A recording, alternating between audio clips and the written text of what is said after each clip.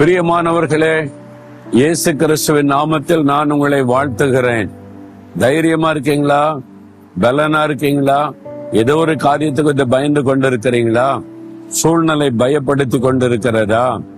வேத புஸ்தகத்துல கிதியோன் என்கிற ஒரு மனிதன் இருந்தான். பயந்த சுபாவம் உள்ளவன்.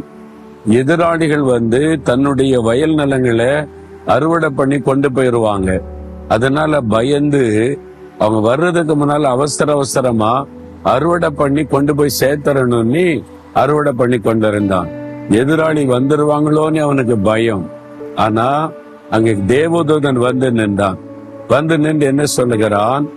வேத புஸ்தகத்துல நியாயாதிபதிகள் 6ஆம் அதிகாரம் 12ஆம் வசனத்தில் இருக்கிறது, பராக்கிரமசாலியே கர்த்தர் உன்னோடு இருக்கிறார். இவர் பயந்து கொண்டு இருக்கிறார். ஆண்டவர் சொல்றாரு, நீ பராக்கிரமசாலி. ஏன் தெரியுமா? பராக்கிரம செய்கிற கர்த்தர் உன்னோடு இருக்கிறார். இன்னைக்கு உங்களை பார்த்து ஆண்டவருடைய வார்த்தை சொல்லுகிறது, நீ பராக்கிரமசாலி. என் மகனே, என் மகளே, சூழ்நிலை கண்டு பயப்படாத. நான் உனக்கு பராக்கிரமசாலிய கூட இருப்பேன். நீ தைரியமா எதிரிகளை மேற்கொள்ளுவாய். நீ தைரியமா இந்த சூழ்நிலையை மேற்கொள்ளுவாய். நீ ஜெயிப்பாய். என்றால் நீ பராக்கிரமசாலி. அதுதான் ஆண்டவர் வாக்கு கொடுத்தார். உலகத்தில் இருக்கிற சாத்தானை காட்டிலும் உங்களோடு இருக்கிறவர் பெரியவர்.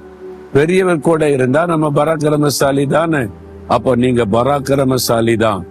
உங்களுக்குள்ள இருக்கிற பராக்கிரமம் உங்களுக்கு தெரியல, ஆண்டவருக்கு தெரியும்.